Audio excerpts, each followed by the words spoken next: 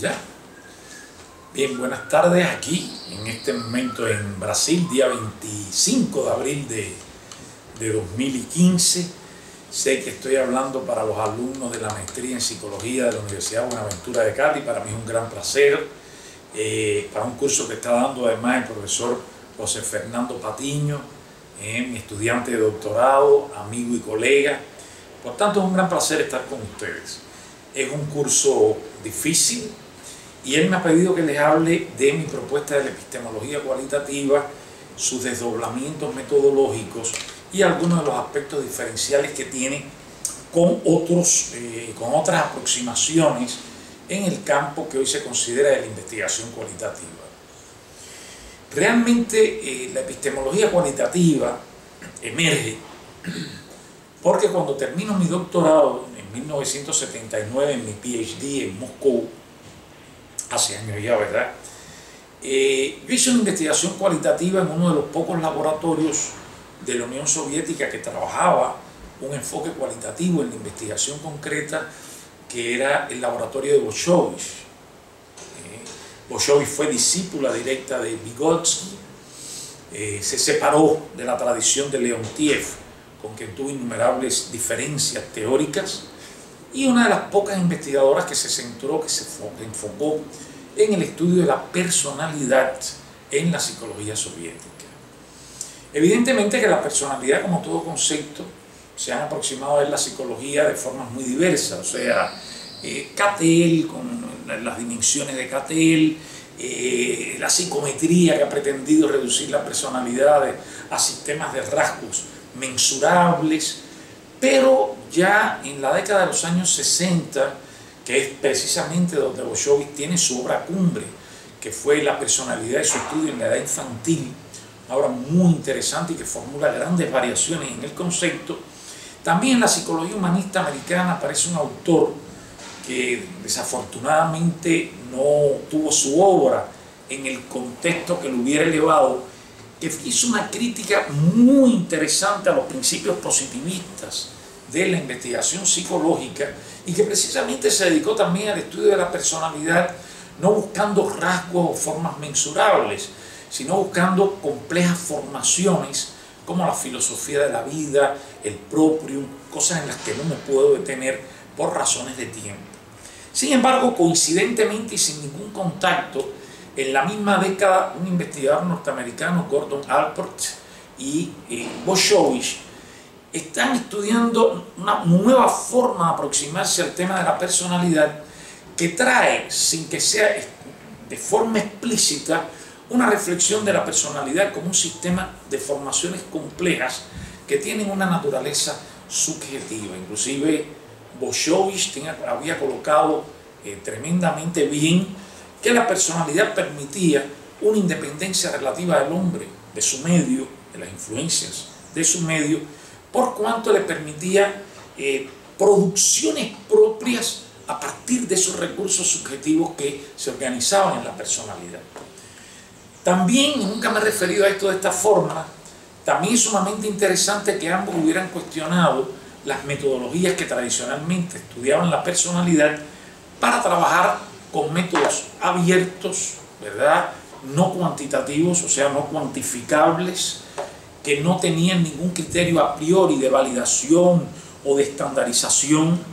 Por ejemplo, famosísimo libro de Gordon Allport, Cartas de Jenny, sobre las cuales él hace, o sea, sobre un repertorio de cartas de esa joven llamada Jenny, él hace un estudio de la personalidad de Jenny que es sumamente interesante, el libro que desgraciadamente hoy prácticamente no se puede conseguir en ningún lugar y que no ha sido retomado y reeditado por ninguna editora. Y Bolshoi en su laboratorio también estaba estudiando adolescentes y jóvenes desde una perspectiva que buscaba la expresión abierta de los jóvenes en relación a lo que se pretendía estudiar. O sea, que el cambio en la representación teórica de la personalidad había evolucionado a buscar formas alternativas de metodologías que permitieran o que dieran cuenta precisamente de esa nueva representación teórica que ellos estaban procurando. Mis estudios, hasta los años principios de los, yo diría principios de los 90, inclusive mi libro Comunicación, Personalidad y Desarrollo, que es del 95, continúa en la línea de Boschovich y precisamente va avanzando sobre el término personalidad, pensando este término en formas complejas, en el papel de la comunicación, en el desarrollo de la personalidad, en formas no estandarizadas de comprender la personalidad. Pero esta apertura me fue llevando a nuevas lecturas sobre las cosas que habían sido el paño de fondo, la historia de mi propia formación, y ahí me encontré con un concepto de Vygotsky, ¿verdad?, en los años 90, que yo había trabajado muy intuitivamente antes, yo en Motivación Moral en Adolescentes y Jóvenes, que fue un libro que reflejó, entre otras cosas, los puntos centrales de mi tesis de doctorado. Yo hablaba de sentido psicológico, ¿verdad? O sea, yo estaba buscando una unidad, un concepto que me permitiera expresar la diferencia que existía entre algo que estaba ocurriendo objetivamente y cómo era vivido y sentido por las personas que estaban en la relación. Porque yo creo que ahí está uno de los ABC fundamentales para la psicología, cómo la persona produce aquello sobre lo cual está viviendo una experiencia. La psicología ha tenido una historia teóricamente a veces extraordinariamente fragmentada, conceptos desconectados, sistemas teóricos demasiado cerrados que no entran en contacto con otros.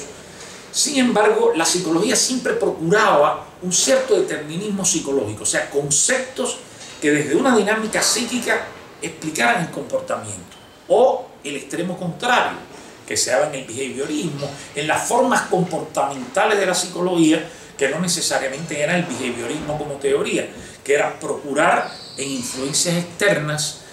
los elementos que permitirían explicar el comportamiento, y se le daba al comportamiento un tremendo peso como unidad de estudio. Cuando yo termino ya mis investigaciones en la Unión Soviética, continúo desarrollando el término, incluso hablo de una lógica configuracional de la personalidad, que era, en los tiempos se trabajó bastante en Cuba, en México, el estudio configuracional, que era pensar la personalidad en configuraciones que en la época yo me las representaba todavía como contenidos psíquicos, por ejemplo, diversos que de forma simultánea se organizaban en una unidad en el curso de un comportamiento, de una expresión de la persona, ¿verdad? Entonces yo hablaba bueno, esto viene de un concepto anterior mío, que era el concepto de tendencia orientadora de la personalidad, que Boschovich dio un paso muy interesante cuando habló del término orientación de la personalidad, que eran los motivos centrales, definía Boschovich, alrededor de los cuales se nucleaban otra serie de formaciones y procesos psicológicos y organizaban la expresión y el desarrollo de la personalidad. Sin embargo, en aquel momento, Boschovich hablaba de la orientación colectivista, la individualista y la orientada a la práctica. Yo ante eso desenvolví un concepto que le llamé tendencias orientadoras de la personalidad, y que ya no lo reducía a ningún tipo de contenido hegemónico, sino que las tendencias orientadoras dependían del sujeto singular, que era portador de una personalidad. Entonces, por ejemplo, para una persona, una tendencia orientadora podía ser el deporte, y alrededor del deporte aparecía la autoestima, los proyectos de vida, las formas de relación dominantes, la perseverancia, y entonces era como si hubiera una unidad que organizaba, y que por eso podíamos hablar de personalidad, que no era que hubiera motivos aislados que impulsaban comportamientos o que se asociaban a operaciones psicológicas, sino que habían unidades psicológicas tremendamente complejas, dinámicas, que se expresaban en distintas formas de comportamiento, y que por lo tanto ya en mi visión no podían ser estudiadas literalmente por lo que la persona expresaba. Ustedes se preguntarán, pero no es de epistemología cualitativa y de metodología que vamos a hablar. Claro que nos vamos a referir, ese va a ser el foco, pero todavía estoy en los minutos introductorios, estoy un poco pasado en esa introducción, porque la metodología o la epistemología nunca pueden estar separados del tipo de definición ontológica, del tipo de definición de la naturaleza psicológica de los problemas y procesos que se estudian. Entonces, en esos años yo comencé a dar un giro y recuerdo como me impactó cuando leí el concepto de sentido, al cual Bocciovi le dedica no más de 10 párrafos en toda su obra, quizás 15, autor tremendamente brillante, muerte muy temprana, y que jugaba con los conceptos y no los podía acabar, ¿no? Los conceptos finales de su obra no se pudieron integrar en un nuevo sistema de pensamiento que, en mi opinión de otros grandes autores soviéticos como Alexei Alexeyevich Leontiev, estaba ya orientándose a la presentación de un nuevo sistema psicológico. Y Vygotsky definía, no es la definición, es casi exacta, pero no exactamente en esos términos, que el sentido era el conjunto de procesos, de aspectos psicológicos que aparecían en la conciencia con la emergencia de la palabra. O sea, era una unidad psicológica muy peculiar. Era una unidad psicológica que no era fija, que no era estática y que aparecía en el curso del ejercicio de la palabra, aunque Vygotsky no lo extendió. La palabra normalmente se expresa en un ejercicio de comunicación. Entonces, cómo la palabra era capaz de aglutinar un conjunto de elementos psicológicos y producirse ahí una unidad que nos podía estar, para mí, lo que me trajo en mi imaginación y me fertilizó mucho esa idea, era que nos estábamos hablando de una categoría de la conciencia que no era ni una categoría universal, ni una categoría estática, sino que era una categoría que tomaba forma en el curso de una acción humana que era el lenguaje a través de la palabra. Ustedes saben que Vygotsky todavía le daba una gran importancia a la palabra, incluso el concepto de sentido Vygotsky lo define como sentido de la palabra. Eso me estimuló muchas reflexiones y ya en el momento en que yo estaba pensando las formaciones complejas de la personalidad, las tendencias orientadoras, la lógica configuracional de organización de las formaciones psicológicas, evidentemente me dio un impulso y yo dije, caramba, la cuestión es que el hombre, en la medida en que vive su experiencia, el hombre la está viviendo como sentidos, pero no quería hablar de sentido de la palabra. Y entonces ahí acuño el concepto sentido subjetivo que casi de forma inmediata se asocia con el concepto de configuración subjetiva, conceptos que aparecen por primera vez en mi obra, así como tal, el sentido subjetivo, configuración subjetiva, en el libro Epistemología Cualitativa y Subjetividad. Sin embargo, ya yo hablo de configuración psicológica en el libro que hice junto con mi esposa y también autora muy destacada dentro de este campo, Albertina Mijans, La personalidad, su educación y desarrollo. Y ahí se habla de sentido psicológico, no se habla de configuración todavía. En La personalidad, su educación y desarrollo, yo hablo de configuración psicológica y también de sentido psicológico. Y estas ideas estaban reverberando en mi mente, porque en la psicología soviética, en el momento en que yo estudié, había procesos de sentido, que les llamaban, que eran los procesos psíquicos pero acompañados de emocionalidad. Sin embargo, no habían tenido una definición muy precisa. Cuando yo hago este insight, leyendo nuevamente, por muchas veces que lo leí, pero que en ese momento me surgió la idea, porque en ese momento mi pensamiento me permitió fertilizar aquello que estaba leyendo en Vygotsky. Yo entonces traigo este concepto de sentido subjetivo y configuración subjetiva y hago mi primera propuesta, que es un tránsito del concepto personalidad al tema de la subjetividad en psicología, que me permitía no apenas tener una comprensión diferente de la personalidad como sistema psicológico individual, sino realmente tener una comprensión de cómo los procesos humanos expresaban una cualidad particular, sean sociales, institucionales, macrosociales o individuales, que era la condición subjetiva de los procesos humanos. Entonces, este salto representó algo muy importante: estudiar no apenas la persona, que fue el foco, el centro de los estudios de la personalidad, sino estudiar la persona en su relación compleja, recursiva, con los procesos sociales que aparentemente o que durante mucho tiempo se usaron para explicar la determinación de la persona. Esto nos llevó a un conjunto de cambios que ahí sí continúo refiriéndome a ellos, me aparto demasiado del tema de hoy, pero evidentemente nos creó un desafío que era: estos procesos subjetivos no son del orden de las representaciones de la conciencia, no aparecen explícitamente en las palabras, no se dan directamente por la intencionalidad de la persona, son procesos que emergen y configuran las operaciones y actos de la persona más allá de su propia conciencia, lo cual no quiere decir que lo que la persona genera conscientemente en sus reflexiones, en su actividad comprometida, no sean fuentes de sentido que también recursivamente actúan sobre la configuración en que esa operación se está desarrollando. Esto fue un desafío grande, yo diría que político y filosófico. Primero porque rompe la idea de la racionalidad como criterio central de los procesos humanos. Claro que somos seres racionales, pero somos seres racionales donde la racionalidad opera dentro de sistemas subjetivos definidos diferencialmente por la cultura. Entonces lo que es bueno para una religión es pecado en otra. Lo que es aceptado como forma de relación con la mujer en un país, en otro no lo es. Lo que es un ritual de iniciación del joven en una etnia africana no es el ritual occidental.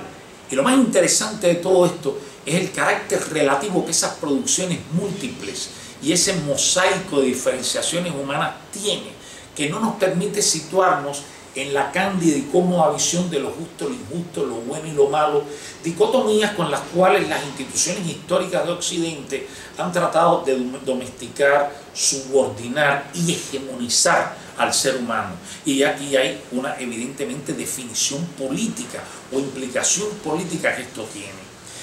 Entonces, ante esos atributos de que el término no es consciente, de que no podemos estudiar los sentidos, las producciones que se van dando, las configuraciones de las operaciones por lo que se nos dice, pues evidentemente nos vimos en un desafío que la psicología abordó de forma muy, diría yo, muy errática, que era pensar la epistemología, de qué tipo de conocimiento y de producción estamos hablando, de qué principios para orientar la producción del conocimiento estamos hablando, para generar una metodología que permitiera estudiar procesos subjetivos que estaban más allá de la respuesta inmediata y por supuesto muy allá de las formas de cuantificación. Es muy interesante porque quizás en el primer libro que yo dedico a la metodología, porque la epistemología fueron incluso anteriores a este, que es Investigación Cualitativa en Psicología, Caminos y Desafíos. Esta es la versión en portugués. Y yo aquí hago una cita de Heisenberg, que para mí fue fabulosa descubrirla. Yo interactué con autores de la física, con filósofos de la ciencia, y Heisenberg dice algo que todavía los psicólogos no lo hemos asumido hasta hoy. El objeto de conocimiento científico jamás es conocida directamente por la observación, esto es, por la experimentación, mas sí por la construcción teórica o postulado axiomático, especulativamente propuesto y evaluado indirecta y experimentalmente por las consecuencias deducidas de aquella construcción. Yo sé que les va a costar trabajo quizás potabilizar, pero ya está aquí grabado, lo van a poder oír varias veces. Heisenberg nos está diciendo claramente: el conocimiento no es una producción directa que nos viene de lo empírico. El conocimiento es la producción de modelos que generan una inteligibilidad que se apoya solo indirectamente en axiomas que permiten el contacto con una realidad que acompañamos. Esto me vino de Aníbal al dedo, pero claro, ya aquí yo había desarrollado, mi tema epistemología cualitativa, pero precisamente cuando yo hablo de epistemología cualitativa, me acuerdo que en aquel momento muchos de mis colegas me bromeaban, la propia Maritza Montero me decía: oye, pero todas las epistemologías son cualitativas. Yo le decía: no, hay una epistemología cuantitativa que ha hegemonizado la psicología, que ha pretendido ver en la dimensión estadística y en las deducciones numéricas, criterios de legitimidad del saber. Y precisamente lo que yo quería, introduciendo el término epistemología cualitativa, era distinguir un tipo de investigación que no buscaba su legitimidad por criterios externos al propio proceso productivo del saber, porque además creo que eso era falso. Yo recuerdo que las formas cualitativas que dominaban la psicología en esa época pues se reconocían o se identificaban con la hermenéutica, muchas veces sin saber qué era la hermenéutica, que es una posición filosófica centrada en la interpretación, con muchas tendencias y que evidentemente le da un peso central en la interpretación, pero inclusive en las discusiones de Ricoeur, Gadamer, el descubrimiento o redescubrimiento que Ricoeur intenta hacer a través de la hermenéutica del pensamiento freudiano,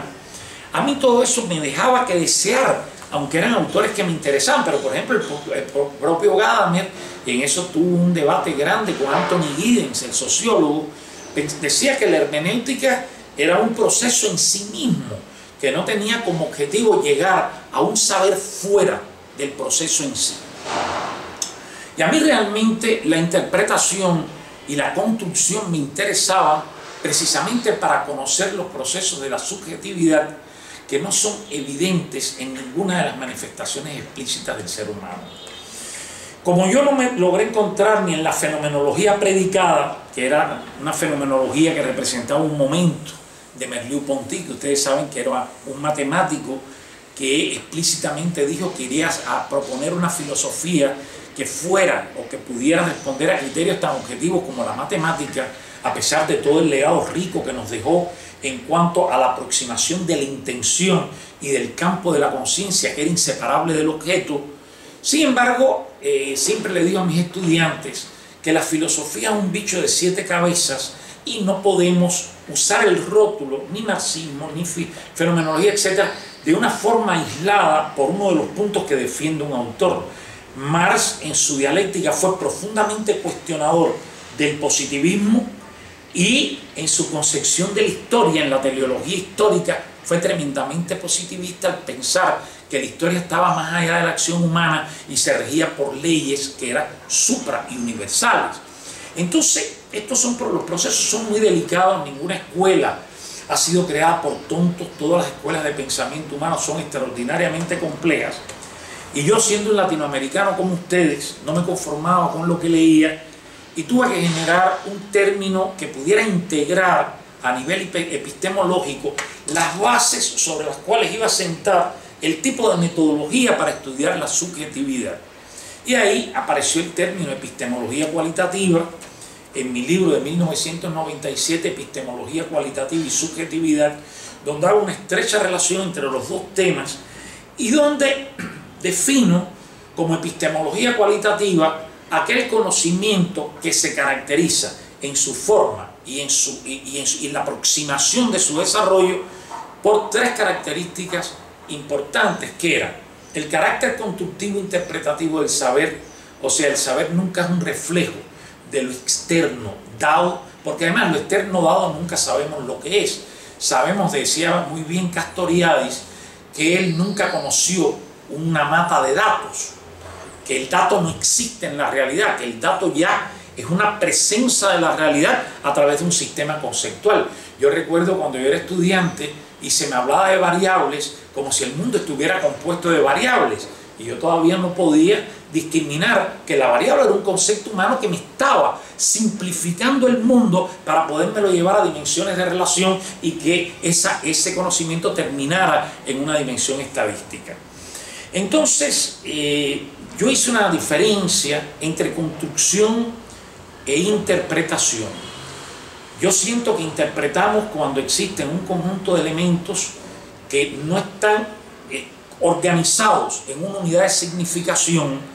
y esa construcción de significados que integra lo diverso y promueve sus desdoblamientos son procesos interpretativos. Sin embargo, el investigador, como es un sujeto creador, como es un inventor, como es una persona que usa procesos que siempre hemos negado, que son su imaginación y su fantasía, en el desarrollo de la ciencia se necesitan conceptos que no son interpretaciones de fragmentos o de informaciones que existen fuera de los significados, sino que son inventos especulativos. Por ejemplo, la categoría sujeto. Nunca pudiéramos llegar a la categoría sujeto por un ritual empírico, por una acumulación de datos que nos va llevando a la construcción sujeto. El sujeto lo inventaron los autores, yo inventé nuestra propuesta, que realmente fue conjunta, como les dije anteriormente, con Albertina Mijans, y apareció en nuestro libro La personalidad, su educación y desarrollo, y después empezamos a buscar cómo ese sujeto como concepto podía nutrirse de nuevas informaciones que lo empírico no nos reportaba, sino que tenían que ser construidas a través del concepto. Entonces yo diría que todos los grandes investigadores de una tradición cualitativa, por ejemplo, Freud no se reconoció en ello, pero fue evidentemente un autor constructivo interpretativo. Los inventos freudianos, como decía Guattari, decía las categorías de Freud, Guattari en uno de sus libros dice los descubrimientos de Freud, después se corrige y dice no, los inventos de Freud. O sea, Freud trae su cosmovisión como persona, la organiza con una maestría fantástica en un cuerpo teórico, y entonces es capaz de procurar y desdoblar en los estudios de caso, que fueron la fuente principal que nutrieron su construcción progresiva, precisamente esta articulación pensamiento, mundo empírico y desarrollo de la teoría. Es un ejemplo de eso. Claro, Freud por su época lo único que no supo fue usar los elementos que limitaran el alcance de su imaginación. Entonces su imaginación a veces caía en especulaciones como finalidades. Yo creo que la especulación es una necesidad de la ciencia. No hay ciencia sin fantasía e imaginación, pero no puede ser el fin de la ciencia, porque es una de las diferencias que existe entre ciencia y literatura, a pesar de que se complementen tremendamente recíprocamente. La fantasía de los literatos nos inunda de imaginación creativa en la ciencia, y es increíble que haya psicólogos que no leen. Y entonces, el segundo elemento de la epistemología cualitativa, que esto sí abundó en la investigación, fue el carácter dialógico, relacional, comunicacional de la investigación. La investigación no es un proceso de aplicar instrumentos y recibir. La investigación es crear una trama, ¿verdad?, dentro de la cual nos comunicamos, se comunican los participantes, no solo con nosotros, sino entre sí, y se va produciendo un sistema de informaciones que vamos costurando en el mismo curso de la investigación. Bueno, pero ya eso pertenece al orden metodológico, después lo vamos a destacar. Y en tercer lugar, algo que es sumamente importante y que ya estaba presente en el propio psicoanálisis y en otras corrientes, que es que lo singular es una fuente tan legítima del conocimiento como lo muestral. Recuerdo que cuando yo investigaba, la metodología dominante era el positivismo cuando yo estudiaba, y no había investigación científica sin muestra. Sin embargo, el concepto de muestra responde a una base epistemológica inductiva descriptiva, cuando pretendemos sacar por criterios estadísticos los elementos dominantes que vamos a afirmar como nuestras conclusiones.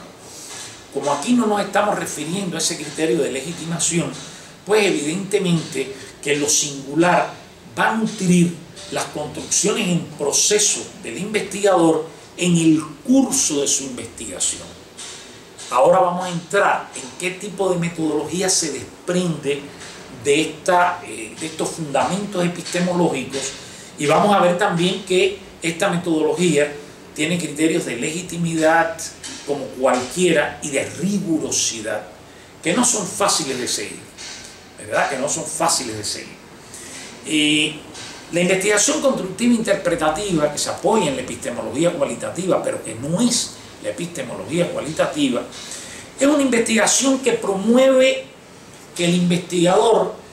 tiene que crear, porque toda investigación es un escenario social que se va desarrollando, que madura, que permite las expresiones más espontáneas, que va creando vínculos al interior de ese proceso que va a ser la investigación, y que nosotros pensamos que no puede ser comenzado con la clásica explicación mecánica, directa. Vamos a investigar las señoras que tienen cáncer de mama porque es una investigación que puede ser útil. No es por ahí. Nosotros tenemos que motivar a las personas que irán a participar del proceso, y esas personas se tienen que erigir en sujetos de su experiencia transitando en los diálogos, en los recursos que se van a emplear en la investigación. Por eso esta metodología comienza con lo que llamamos de escenario social de la investigación, que no es más que el acto creativo del investigador que permite un gancho al público que pretende investigar para después pedir si lo pueden acompañar en ese tránsito que es la investigación, para poder construir saberes sobre los problemas que emergen en una mesa redonda que él da y que los implican los participantes, que toca las necesidades de los participantes, etc. En este sentido, una vez que nosotros tenemos el grupo que va a participar de la investigación, que en el caso de la investigación cualitativa no es un grupo de 15, de 5, de 25, de 30, de 70, puede ser un grupo de cualquiera de esas características, pero los criterios que vamos a emplear para el saber no dependen de la inducción cuantitativa, va a depender de la diversidad que ese número de personas nos da y de nuestra capacidad para avanzar en nuestras construcciones teóricas sobre los objetivos que nos planteamos investigar. Ese es un diferencial de la investigación que se apoya en la epistemología cualitativa con relación a otras formas de investigación cualitativa. El criterio de instrumento, o sea, para nosotros instrumento es cualquier inductor que facilita y provoca al otro.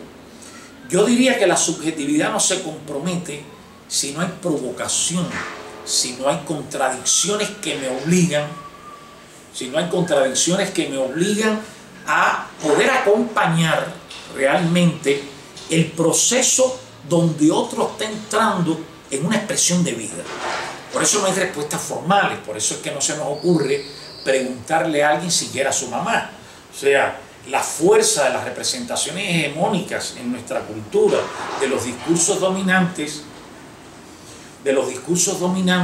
evidentemente llevan a que la gran mayoría de las personas digan que quieren a su mamá.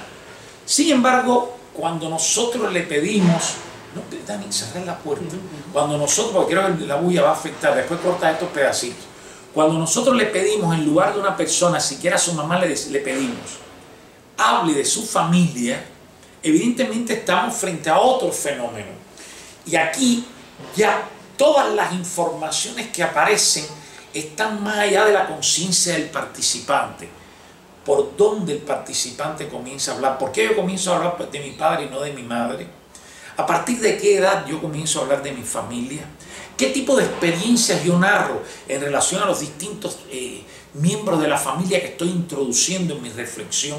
Todo esto son informaciones que se nos están dando, que nos permiten definir indicadores, que después vamos a entrar en esto, que nos llevan a hipótesis que se van organizando en el curso del proceso interpretativo y que nos llevan a las construcciones teóricas que son el objetivo de nuestra investigación. Entonces, nosotros creemos que la investigación cualitativa, esta propuesta de investigación,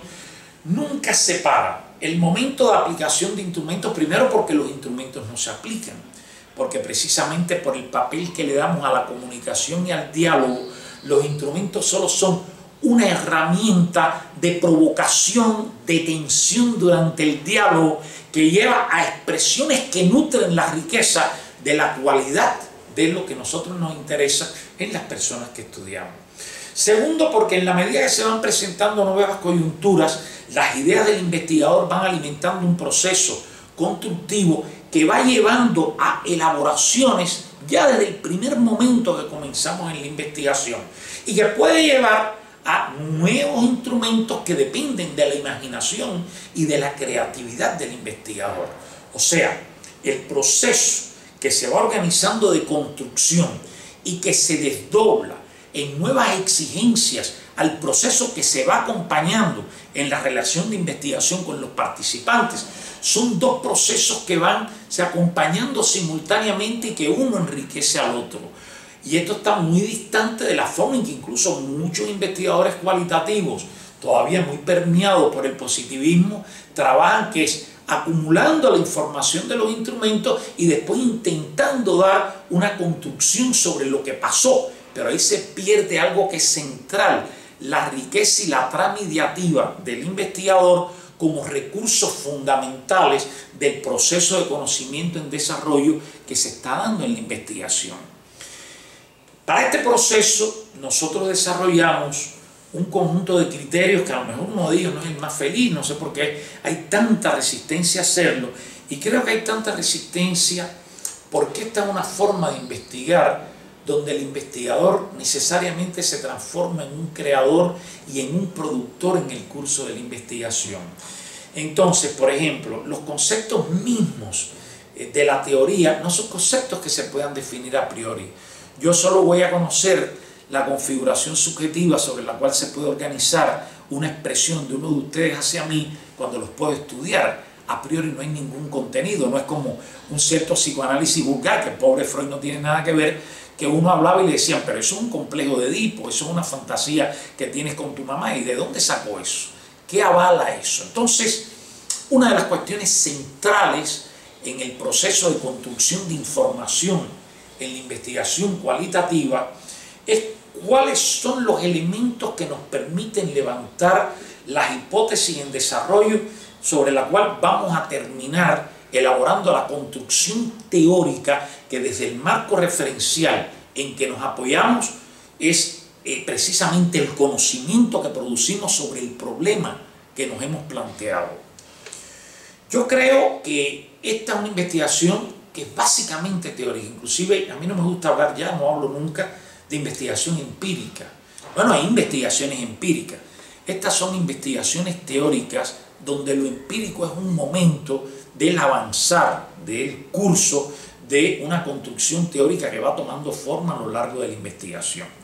Sin embargo, que sea teórica y que tenga elementos especulativos no quiere decir que las hipótesis que se fundamenten no tengan que apoyarse claramente en elementos diversos que el investigador va obteniendo de las distintas fuentes de información que la investigación proporciona. Para esto nosotros desarrollamos un concepto que es un concepto que no está en lo empírico, que es el concepto de indicador. O sea, el investigador, por ejemplo, en el ejemplo anterior que yo les puse, que no es lo mismo hablar, preguntarle a alguien de forma directa, en la lógica pregunta-respuesta. Usted quiere a su mamá, usted quiere a su esposo, usted quiere a su hijo. Por ahí no puede ir nunca la psicología, a pesar que durante décadas, durante más de medio siglo, se construyó una psicología por ahí. Pero cuando usted pregunta, hábleme de su familia, por ejemplo, un indicador es cuando el padre aparece a la edad de 14 años y aparece a través de experiencias muy formales relatadas por la persona.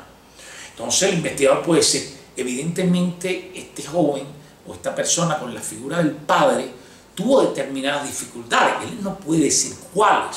En la investigación cualitativa tenemos que ser tremendamente cuidadosos. Los indicadores los construye el investigador de elementos de información que él articula y sobre los cuales el propio indicador ya es un elemento hipotético. Sin embargo, el indicador todavía no es una hipótesis en su consistencia, es una primera intuición del investigador, por ejemplo, para construir la configuración subjetiva de una depresión.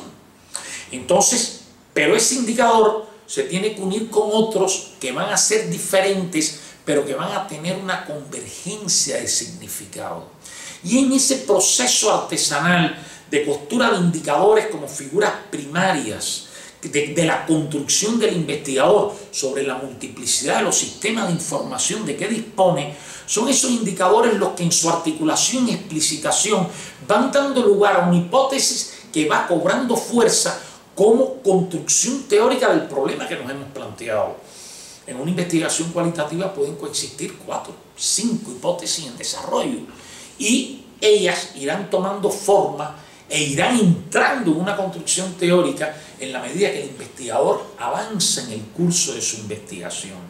Por tanto, la investigación cualitativa no tiene respuestas inmediatas. Usted no puede decir porque esa persona habló del padre en primer lugar a los 14 años y dio experiencias formales que tiene problemas con el padre. Eso es una hipótesis suya. Pero puede ser que quería tanto al padre y lo perdió tempranamente que todavía hoy cuando habla le da dolor la figura del padre. Entonces, si usted como investigador no tiene un conjunto de elementos convergentes que permitan discriminar un significado del otro, no estamos haciendo investigación. Estamos haciendo lógica de vida cotidiana, la lógica que una mujer tiene cuando el marido le llega con pintura de labio en el cuello de la camisa y ella, sin ser psicóloga ni investigadora, se plantea 3 hipótesis. O sea, es muy cariñoso con las mujeres, lo cual ya es preocupante, me está engañando o hay una mujer que quiere que vea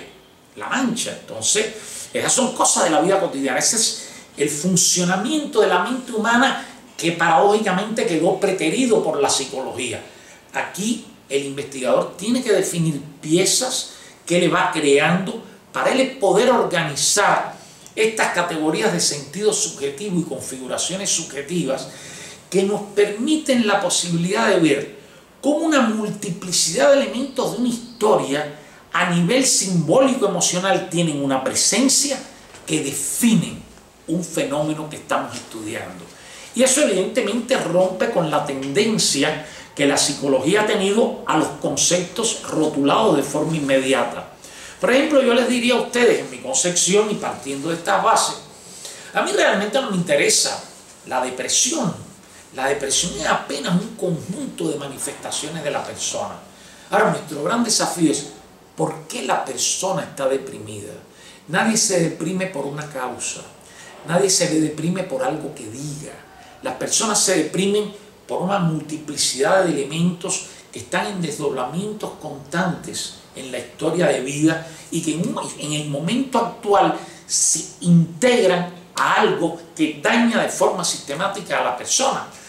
Y el descubrimiento de eso es muy difícil, porque nosotros en la historia de la investigación nos hemos acostumbrado a sustancializar los conceptos.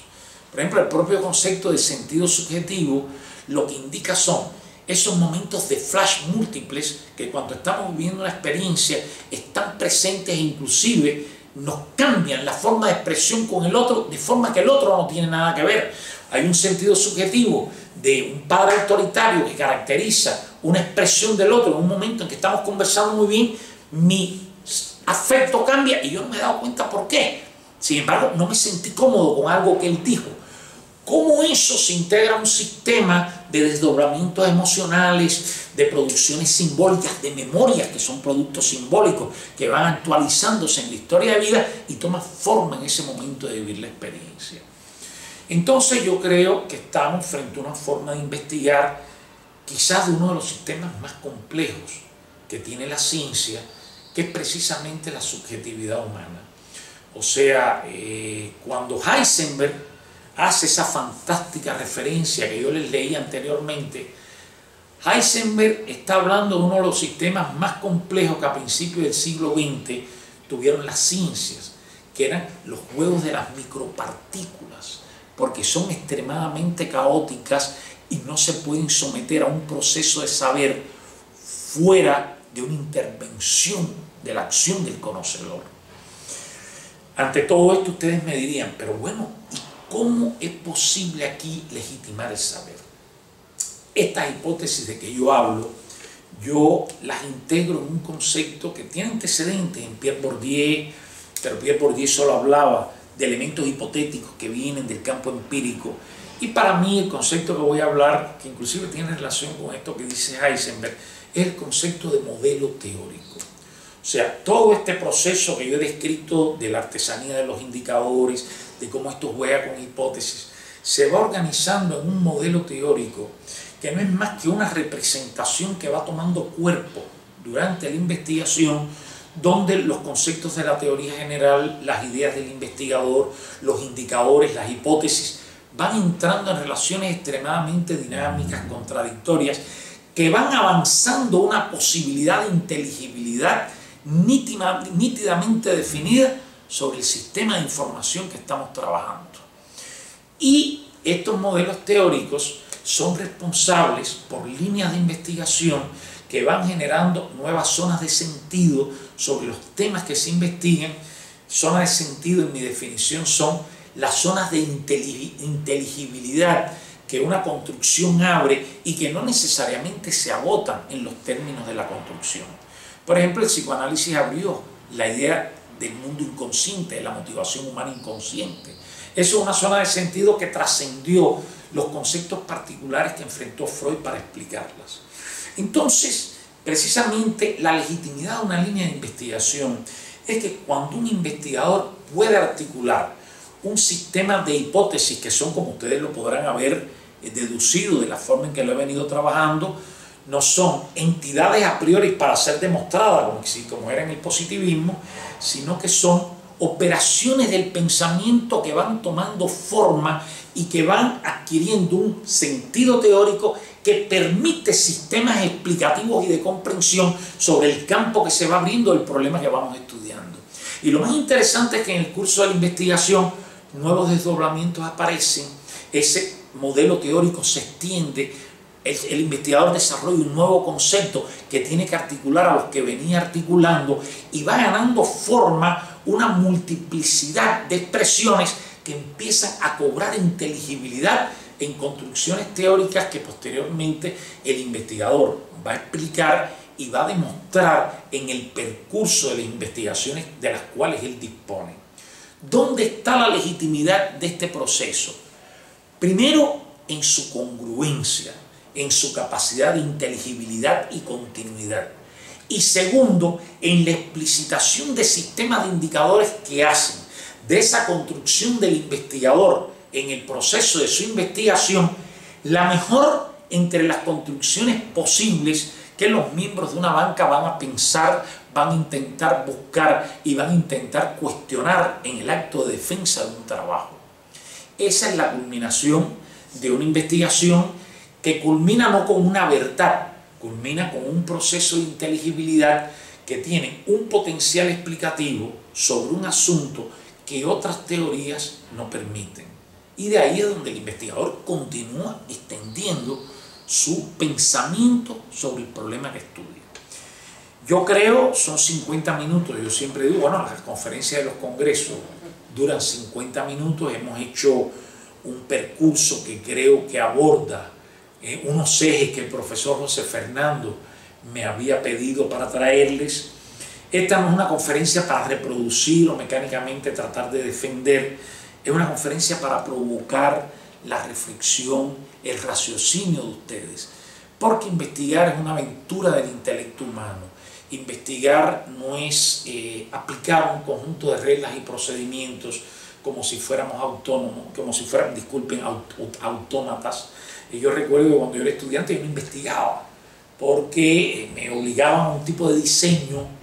que no me llamaba la atención. Cuando yo era estudiante leía mucho a Freud, que volaba en sus representaciones, una cosa que me seducía, me traía una representación del hombre mucho más rica que la que me mostraban los cursos de investigación, a pesar de excelentes profesores que tuve de investigación, pero me traían lo que yo creía que era la psicología, el mundo de fantasmas, contradicciones, aspectos no explicables que todos llevamos con nosotros, que intentamos esclarecer en el curso de nuestras vidas y a través de los cuales intentamos abrirnos los caminos de vida. Como investigadores tenemos una responsabilidad mayor, que no es solo avanzar en la inteligibilidad de nuestros propios mundos, sino avanzar en la inteligibilidad de los mundos que nos rodean y ayudar, porque un buen conocimiento siempre se deriva en nuevos sistemas de prácticas, en nuevos sistemas de organización de una realidad particular, en nuevas formas de expresión de temas que la psicología ha venido transitando hasta hoy. Bueno, jóvenes, lamento no ver sus caras en la forma esta de hablar frente a una grabadora. Ya me voy aficionando por los problemas que me están aquejando de salud, que espero salir de ellos pronto, pero que evidentemente me han llevado una larga batalla. Les agradezco y ojalá les sirva para una reflexión personal en los inicios que ustedes tienen como investigadores. Muchas gracias.